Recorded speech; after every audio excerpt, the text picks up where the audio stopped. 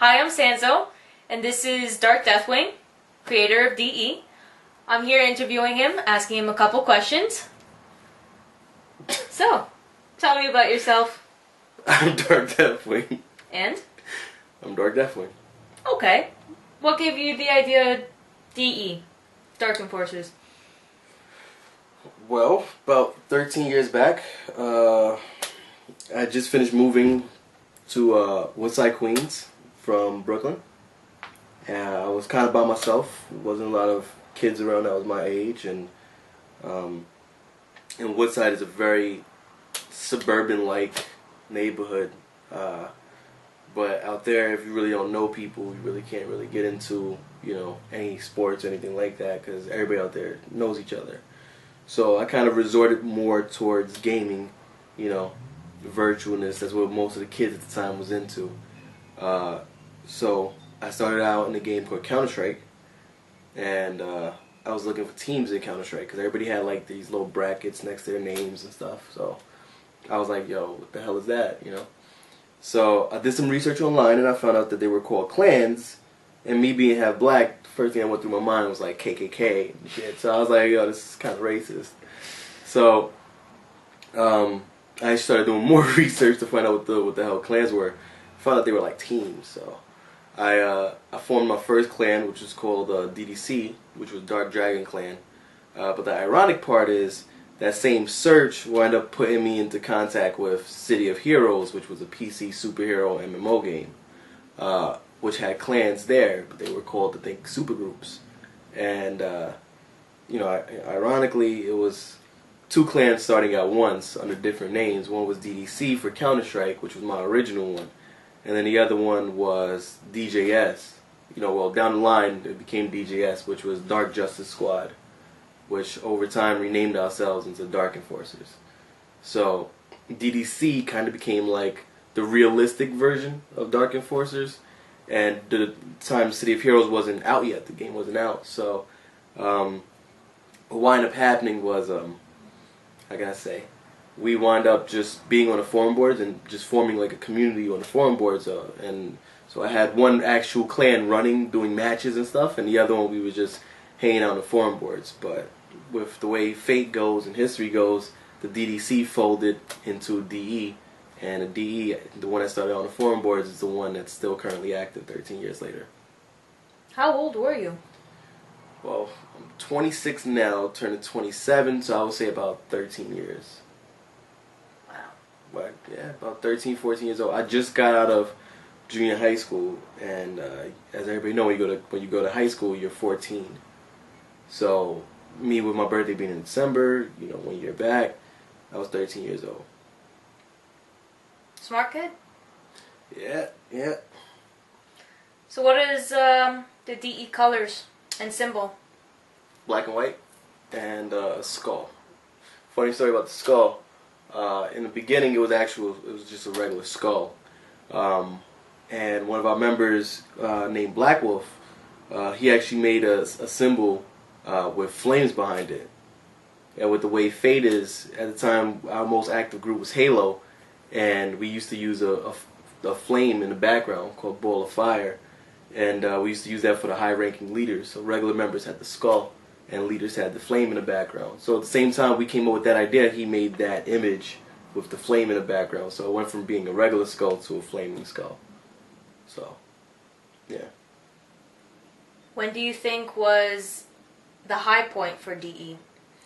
Oh, the high point. I would say Champions Online was the biggest high point for DE as of now. DE's still pushing, we're still going. We're still doing great things. We have like Neverwinter, which is like your division, and we have DCUO going. We have a PS4 coming out. So with all those new divisions popping up and all those strengths, happening, I would still say though the highest point as of now would be the Champions Online. We had 9,000 actual members. We had 13,000 characters total. So if you had talking actual bodies, we had 9,000 people. If you're talking about just listed names, we had 13,000. And that was just in Champions by itself. That wasn't counting Halo. That wasn't counting Star Trek Online. That wasn't counting what else came out? Star Wars: The Old Republic. When that actually hit, we had a couple members there. So we had, well, that's not even counting Black Ops 1. Like, we had tons of divisions going on. Modern Warfare 3, tons of divisions, but the 9,000 members was only alone in Champions Online. So if you do actual counts throughout the divisions, probably way more than that.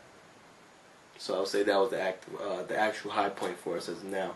We had interviews with magazines, MMO Magazine, MMORPG.com. I did my first interview with them.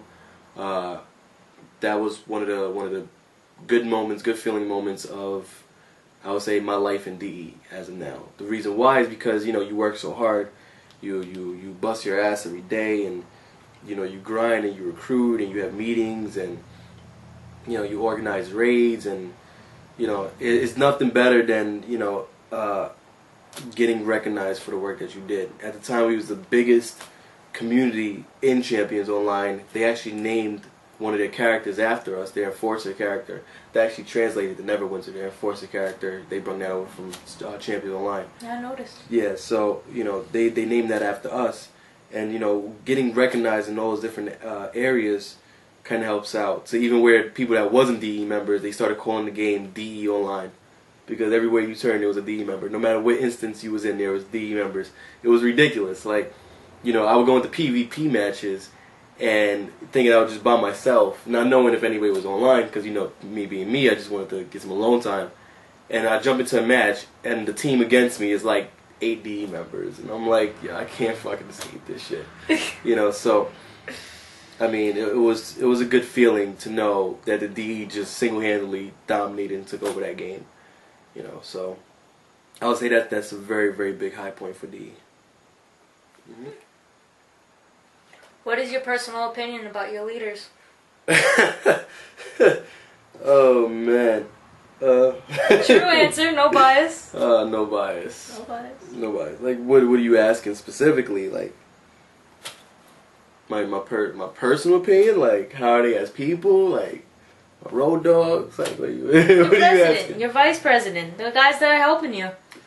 My president is Monster Joe. Monster Joe's has been a very, very loyal DE member. He's been with us now, I'll say, about 4 years, and he was one of the people. Monster Joe actually started out as a recruit from one of our vice presidents, which was Captain Jack. And it's kind of funny now he's higher than Captain Jack. But he started out as a very quiet guy. Most people don't know that. You guys know Monster Joe now, and you know him as being this, you know, out there, you know, say whatever the fuck is on his mind, outspoken guy. Monster Joe was very quiet. He was very, very reserved when he joined DE. And he rose up very quickly in the ranks for the original branch, and he became a branch leader. Then he dropped off the face of the earth for like 4 months. And that's when DE took a really, really big hit in Champions. And then out of nowhere, he just popped back into the picture, and now he wasn't outspoken anymore. I mean, he wasn't, you know, introspective anymore. He was you know, he was an extrovert. You know, like, he became very, very outspoken. It's really weird. To this day, I still don't know what happened to Joe. I think he went, like, somewhere and went to a strip club and hung out for, like, 4 days and got everything off his chest and, you know, came back and was happier than hell, you know. But from that moment on, you know, he's been a blessing for DE. You know, he's led us in a very good direction, and he's done a lot of work for us. And he went from a branch leader to a branch director, from a branch director to, you know, a regional director. Like, he moved up very fast when he came back. And a lot of where we are now, we wouldn't be without Joe. You know, Joe is a very talented web designer as well. I remember when we had a website that I was paying for monthly. I mean, I still am, but you know, it was just like a pre-made template, and we were just paying some stupid ass company to make the website for us. And you know, Joe was like, "Well, I can make one for DE. You know, just trust me. You know, I'll make it for you guys. You know." And me being a control freak, I was like, "Nah, you're not touching the baby of DE," because you know, members come and go. You know, like, people, you lead 1 minute, then the next minute they quit, and now you're stuck there, and you're like, "Well, he was in charge of this, and this, and now I'm fucked. I don't know what to do." You know, so I was very hesitant on giving Joe the site. After a while, though, I told Joe, I said, "You know what, dude? Just make the site. We'll see how it looks. And if it's good, I'll let you do it."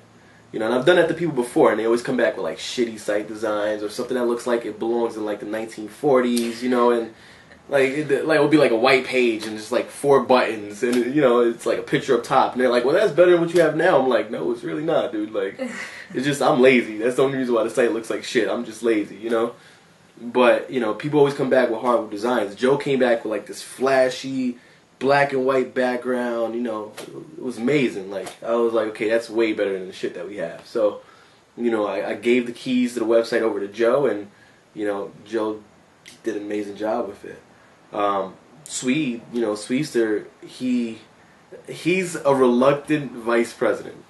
Like, Sweester is one of my closest friends next to Joe in DE, and that's because Sweester, I rode that dude so hard, like it's not even funny. Like he's one of the guys where I can say he is what every member should aspire to be, and the reason why I say that is Swede was actually a regular member in DE Precision. That was a branch in Halo, and it was one of the worst times we ever had in Halo. Like everything was taken, things was going down. We was trying to hang on to it. We was gripping it by the balls, and we were like trying to shake it.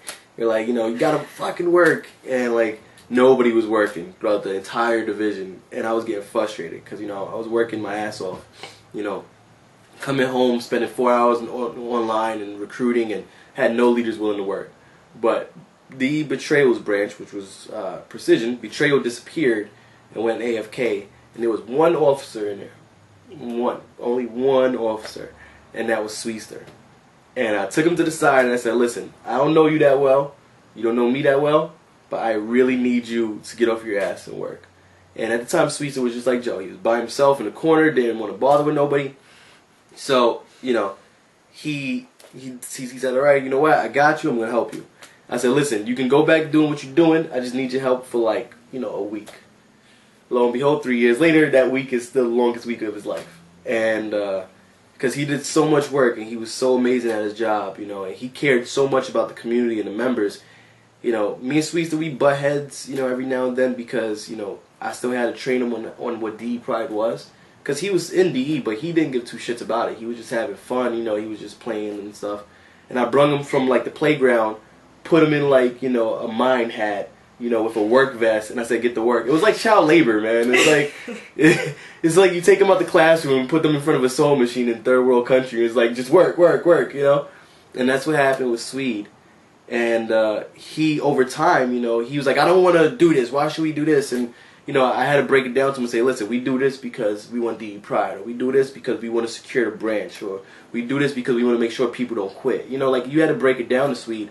But when he finally got it, he's the most loyalist, the most understanding, and the most hardcore DE member besides Joe that I ever seen put on the colors of black and white. Like, he rides for DE. I would never think Sweester or Monster Joe would ever quit DE. And that's why they're my right and my left hands. Because these guys are the most loyalist DE members next to myself. I can trust Swede with anything. If Swede tells me, Dark, I will get you 50 members by tomorrow, I will count on Sweester to get 50 members by tomorrow. Because that's the type of person he is. If Joe tells me, Dark, I can make you an amazing site, I'll lead DE in the right direction, I'll trust Joe to do it. You got to remember, with a president and vice president, these are the guys that's going to be there with you for the entire, ride of the journey. If I die tomorrow, God forbid, I get hit by a car and I die, I'm perfectly okay with DE being in the hands of Joe and Swede. Because, like I said, Swede is my road dog. I blame him for everything, but it's just a joke. It's just a joke. But that's because I watched him literally grow from a member to a vice president. And I'm sorry, because I know it's a lot of work for him, but that's only because I know Swede is capable of great things. Because, like I said, him by himself took that division from a shit division and made that into something that was worth bragging about. He took Halo from the death and turned it into a phoenix. Like, it was just rising from the ashes. And that's because of the work Sweester put in. Because he was capable of so much more. And that's an example for all the officers that's watching this and listening. You can be the shittiest officer, but if you just put in that work and that ethic, the same way Sweester did, if you try to understand DE for 5 seconds and understand what we're about and understand what the work it takes, I could promise you, you could be a future vice president too. I mean, Sweester's the perfect example of that. He was somebody who didn't give two shits about what's happening in DE. He just wanted to be in DE. And he's the vice president because he actually put the time and effort in to learn about us and understand it, and he wanted to work. So, you know, that's that. That's how I feel about my right and my left hands. I trust them with my life. So. Real sweet. Thank you. Thank you. Last question. The last question. Last question. Oh, it's the last question. Okay. What are your hopes for DE in the future? Oh, that's a good question. My hopes for DE. I hope that it's not tricky. I hope for us to conquer the world and be like the Saints in Saints Row 4, and the Earth gets blown up, and us take over space and dominate aliens. No, I'm joking. I'm joking. Creepy. Nah, my hopes for DE, I mean, the DE strives to be the best at what we do. I mean, and the main question you should ask is, what is it that we do? I mean, that's what most members don't understand when they come in, is what the DE is about. I mean, it depends on what level you're looking at it. If you're looking at it from a member's perspective, we're here to provide a service to you guys. We're here to, you know, make sure that there's always somebody on for you guys to play with.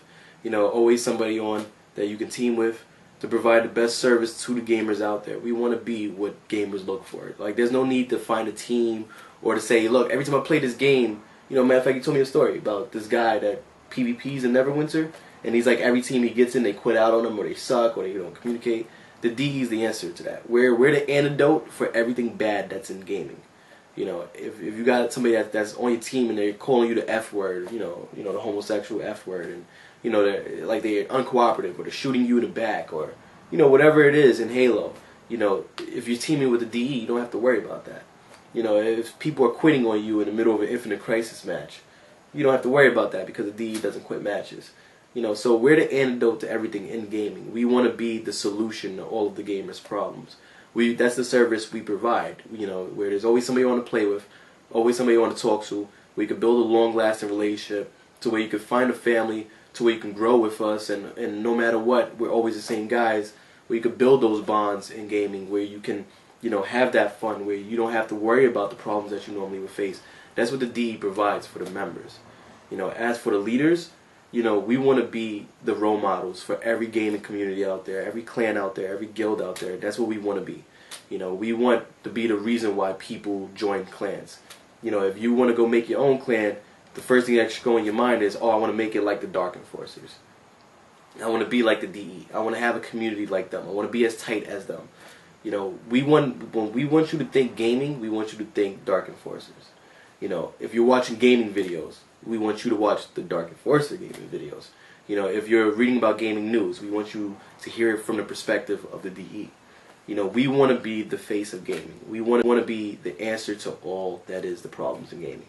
You know, for example, you know, you watch Halo commentaries from these guys that's never been in a clan before. Like, you watch clan matches on MLG network, or, you know, you watch your IGN. You know, they'll talk about the new Halo game, but the major part of Halo is clans.